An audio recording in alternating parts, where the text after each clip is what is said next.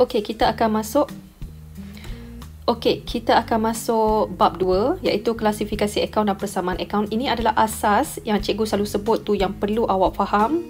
Okey, cikgu akan teruskan kepada 2.1 komponen akaun perdagangan dan untung rugi. Okey. Ni awak kena faham betul-betul komponen. Okey, jap cikgu tulis kat sini. Komponen ni macam kategori ataupun kumpulan, grup. Itu dikatakan komponen. Yang awak akan belajar adalah dalam perdagangan dan untung rugi. Okey, di mana ini adalah penyata keuangan. Nanti cikgu jelaskan tentang penyata keuangan dengan lebih lanjut. Pada mulanya awak kena belajar komponen dulu. Apa yang ada dalam perdagangan, apa yang ada dalam untung rugi. Itu awak kena tahu. Okey, yang ni awak boleh baca dalam buku teks, lihat buku teks. Okey, ni kenapa ada conteng-conteng ni? Okey, cikgu padam dulu. Okey. Lihat di sini, carta dia telah berikan kepada awak penyata pendapatan atau kita boleh kenali sebagai akaun perdagangan dan untung rugi. Okey, tak apa awak tak nampak, kita pergi satu-satu. Dalam akaun perdagangan, okey, dalam akaun perdagangan akan ada dua komponen ataupun grup, iaitu awak kena cari jualan bersih dan awak kena cari kos jualan. Yang ni biasanya murid lupa, yang ni. Banyak murid lupa, salah masuk akaun, salah masuk butiran dan sebagainya. Itu memang ramai yang akan keliru nanti.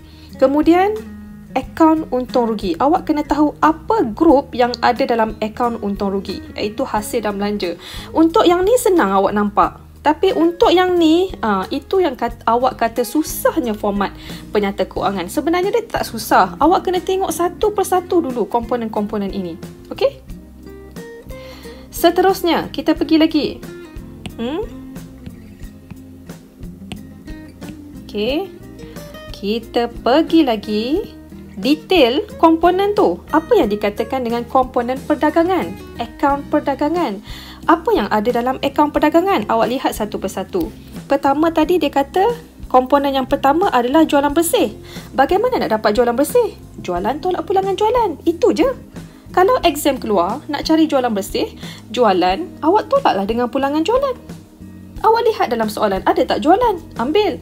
Mesti ada jualan. Dalam bisnes mesti ada jualan. Kalau tak ada jualan, bagaimana awak boleh buka bisnes? Kan? Betul. Awak lihat dalam soalan, ada tak pulangan jualan? Kalau ada, awak tolak seperti ini. Kalau tiada, jawapan awak terus kepada 28,2886. Senang je lah. Okey, boleh? Pertama adalah jualan bersih, komponen jualan bersih. Okey? Benda ni tak perlu hafal. Awak tak perlu nak menghafal benda-benda macam ni. Sebab bila awak sentiasa lihat dan sentiasa buat, awak automatik dia akan masuk dalam minda awak. Okey? Seterusnya, kita pergi komponen yang kedua, dia kata apa? Kos jualan. Okey, kita pergi kepada kos jualan. Di sini menjadi, dia sebenarnya kos jualan ni, nak cari kos jualan, dia tak susah. Dia jadi susah sebab dia banyak sangat butiran dalam tu. Itu yang awak jadi benda tu awak rasa susah nak cari. Sedangkan dia senang je. Ia bermula dengan inventory awal. Okey, cari dalam soalan. Ada tak inventory awal? Awal maksudnya pada satu hari bulan. Okey. Lepas tu letak di kolom yang kedua. Okey, nampak dia ada 3 kolom. 1, 2, 3. Okey. Kemudian ada tak belian? Kalau ada, letak. Ada tak pulangan belian? Kalau ada, letak. Okey. Kemudian belian tolak pulangan belian, dapat belian bersih. Kemudian ada tak kos belian? Tambah kos belian. Ada 4 kos belian.